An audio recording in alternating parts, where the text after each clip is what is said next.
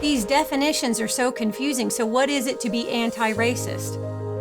Well, I think that if we were to go and take a microphone and stick it in the face of one of those Antifa or white Black Lives Matters rioters, and we know that if you look on television, most of the people you see burning down the buildings and throwing missiles at the police and blinding the police with lasers, they're white people.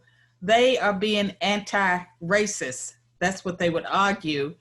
And so it's not enough for themselves individually to say, to reject racism. They have to do something. And so these people would argue that they are trying to bring about a different kind of system, that they are attacking systemic racism. But in the process of what they call attacking systemic racism, they're engaging in the worst form of racism. And I would say our colleges and the universities and a lot of other places are doing the same thing, because they are holding all white people as guilty for everything that has taken place in America that they would say is negative.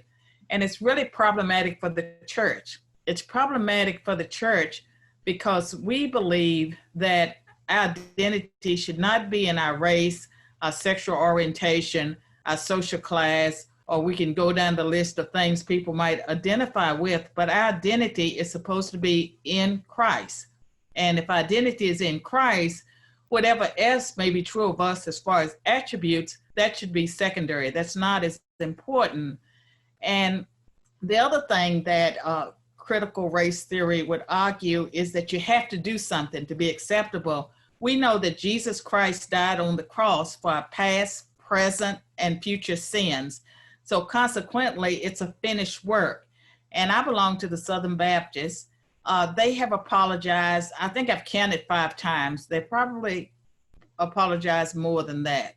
And it's never enough. It is never enough. And so we have seen these troubling images of white people down on their knees, begging forgiveness from Black people.